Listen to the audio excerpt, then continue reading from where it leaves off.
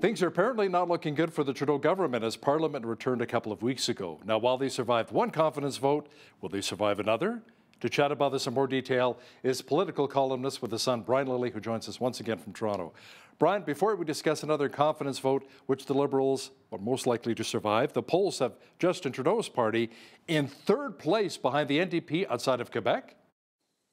Yeah, that's one of the polls. Abacus data. There were three major polling firms that released last week. There was Leger in a poll for my parent company, Post Media, and they had the Trudeau Liberals with a 20-point gap. Sorry, they had Pierre Poilievre and the Conservatives 20 points ahead, 44-24.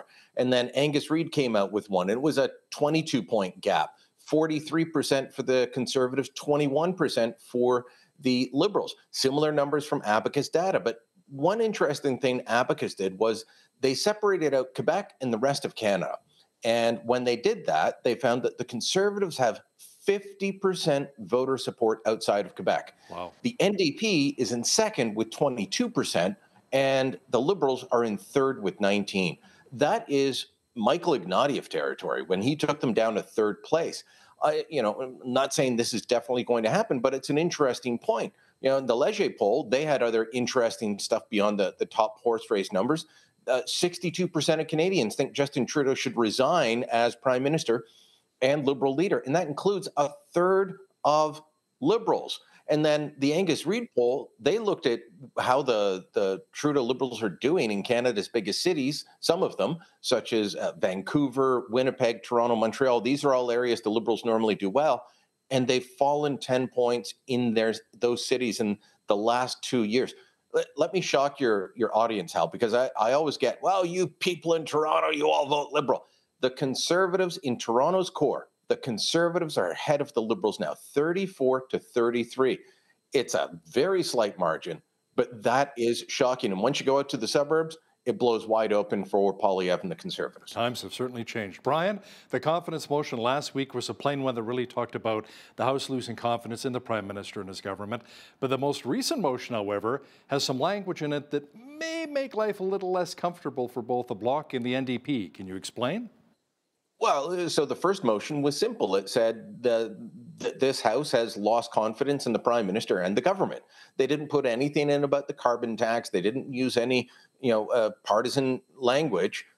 And the reason for that was to say, okay, we're not giving you any excuse to back out. The Bloc and the NDP had said that they could not support motions that talked about the carbon tax. But they still refused to support that motion, and they voted to support the government, despite both parties saying that this is a government that doesn't do anything for Canadians, or in the Bloc's case, Quebecers, that they failed to deliver. They voted to keep this government in power. So the Trudeau Liberals have decided they're going to front end all the opposition day. So that's why we're getting another confidence vote so soon. And in this one, the Conservatives said, given that crime is up, the housing costs have doubled, that this is the most centralizing government in Canadian history, which is a line aimed at the Bloc Québécois, who always wants Quebec, or the federal government, out of Quebec's jurisdiction. They put that language in there so that they've got them on the record. If they vote against this, you are supporting the most centralizing government in Canadian history. You are supporting a government that has allowed crime to go up. You are supporting a government that has allowed housing prices to double. So, don't expect the government to fall, and I wouldn't expect anything until the new year unless something big happens. But that's why they did this. Brian, a recent report says that the NDP doesn't want an election right now because apparently they're broke. A story by the National Post says the NDP can barely afford to cover Jagmeet Singh's expenses, travel expenses. So if an election were held, that's the position they would be in, but they would also likely get a loan from somewhere and pay it back.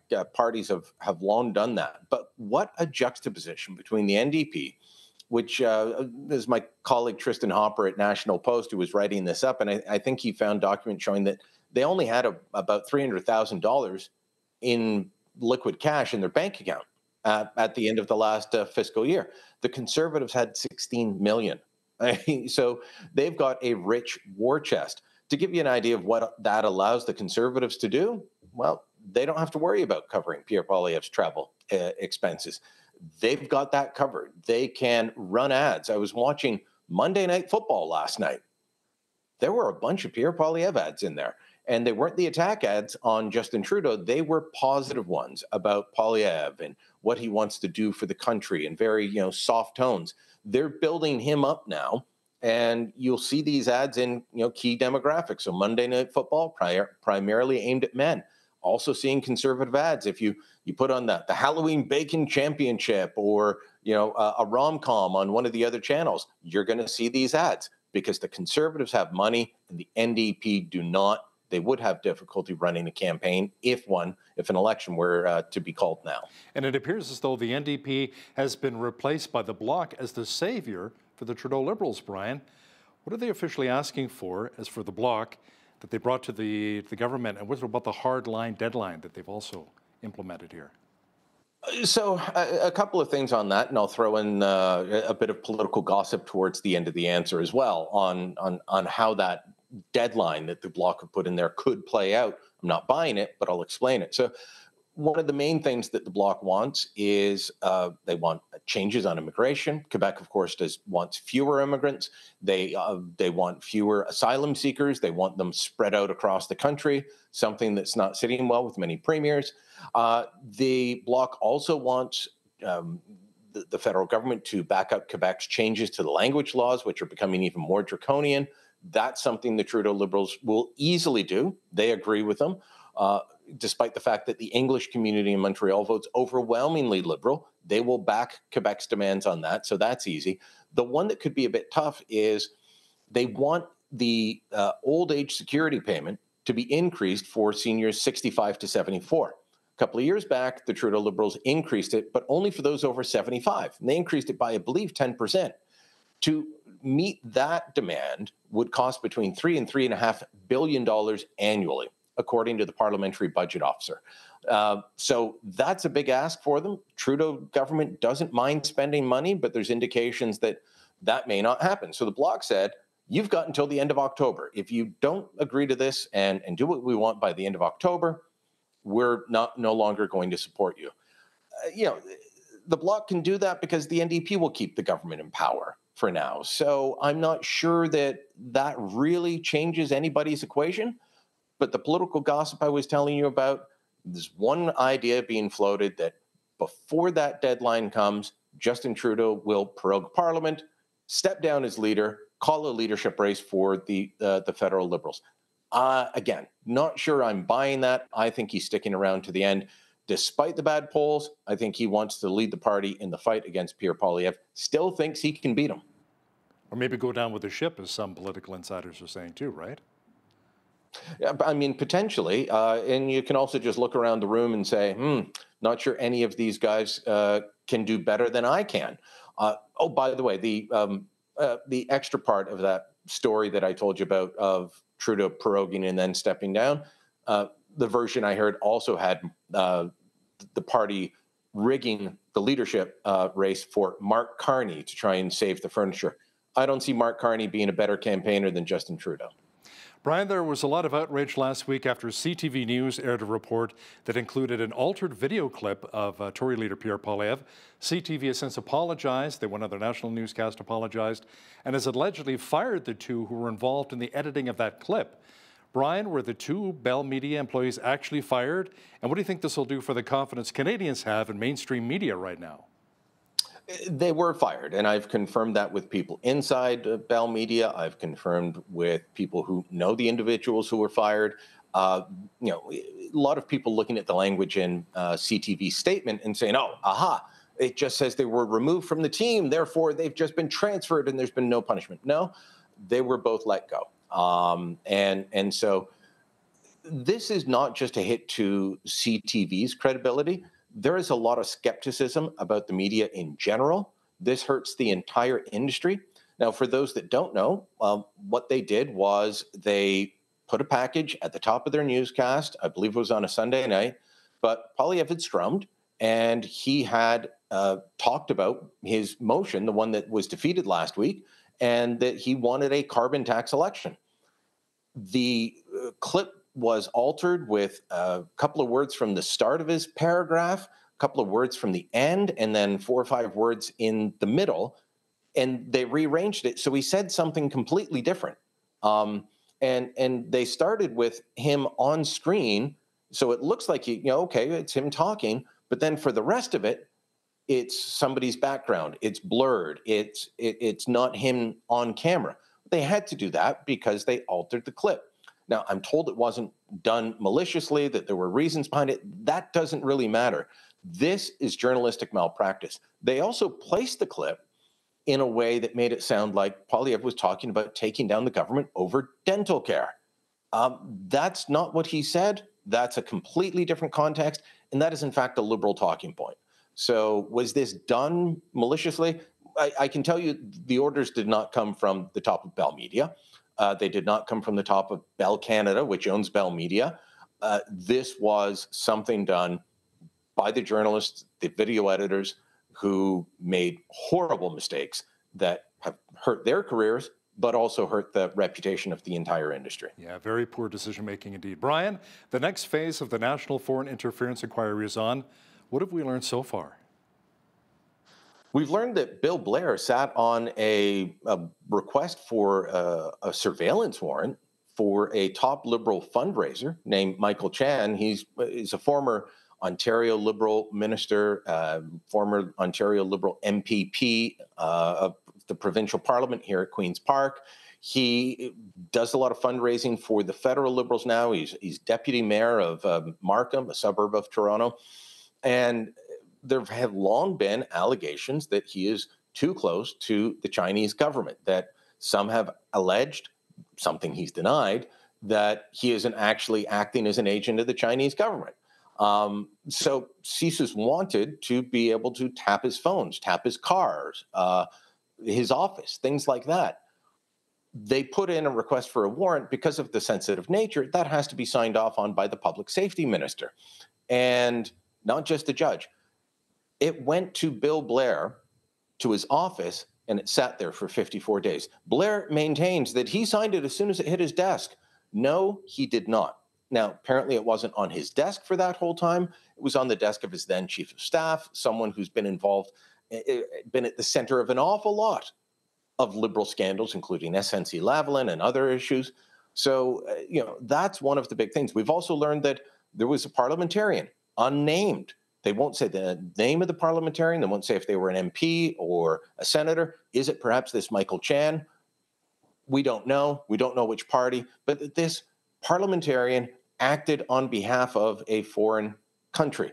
Things like this are coming out again. More allegations, and yet we're not allowed to know.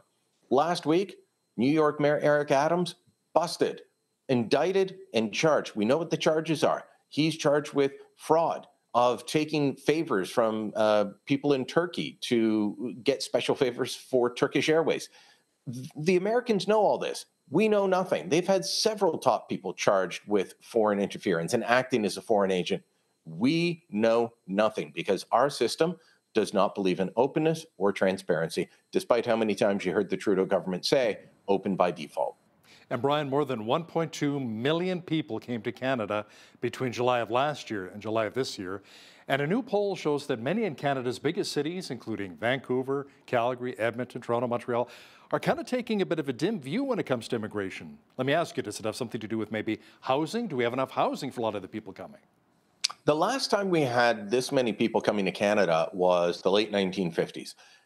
We're increasing at a rate of 3% of our population each year. And this goes back beyond just the year before. It's been, I think, 7 of the last 8 quarters, we've had population growth of above 3%. The difference between now and the late 1950s, we did not have a housing crisis. We did not have a healthcare crisis where people can't get the healthcare they need. And you're adding 1.2 million people while we're not increasing the health infrastructure, while we're not building enough homes. We're building fewer homes now. I talked about this in my interview with Pierre Poilievre a little while ago. He's the one that keeps bringing up the stat. We're building fewer homes now than we did in 1972. Wow. Population in 1972 was 21 or 22 million. Now we're over 40 million, and we're building fewer homes than 1972. That doesn't make sense. Justin Trudeau said in April that we're bringing in people faster than we can absorb them, He said that the temporary population had gotten out of control. It was now 7% of our total population. That's not fair to the people we're bringing in and saying, hey, you can come work here, but you can't stay. It's not fair to what it does to the rest of society in terms of driving up rents, driving up home prices. None of that's fair. Trudeau said back in April, bringing people in faster than we can absorb them, we need to reduce it. What happened? It went up to 7.3%. This is a government that has let immigration get out of control. So yes, when you see polls like this done in some of our biggest cities that are places that are filled with people who came here for a better life already, you know, what is it? 50% of Toronto's born outside of the country. And yet, even in Toronto, you've got the majority of people saying you either have to, reduce numbers or stop all immigration altogether. On refugees, it's 27% across those four big cities say stop refugees completely now. We've got too many. There's still support for economic class migration. There's still support for family reunification, but there is very little support for continuing with the temporary foreign worker program at the pace that it's at, for students, or for refugees and asylum seekers. And a lot of Canadians are also quite concerned, Brian, are a lot of these refugees being vetted properly, right? Who are we allowing into our country here? Our refugee system is being used as a backdoor to get into the country. So many of the people that claim it are coming from countries where, no, I'm sorry, you're not a refugee. If you're coming from Mexico or India and you're showing up in Canada claiming asylum, no, you're not an asylum seeker. You're not fleeing war and persecution. You are an economic migrant who wants to use a different route to get into the country. We've had this happen before. We had it happen with Hungary, with the Roma. Jason Kenney had to go over and have meetings with their leader, who's known as the Gypsy King. We had to impose visas on those countries. We had to impose visas on Mexico. The Trudeau guys got rid of that. Now they've brought it back, and we're still having problems because people are just flying in. They're saying, well, I'm going to visit a friend. I'm going on vacation. Then they show up. They claim asylum. That's not what the system's for. The refugee system should be there for people fleeing war in Ukraine. Back in the day, the boat people fleeing Vietnam.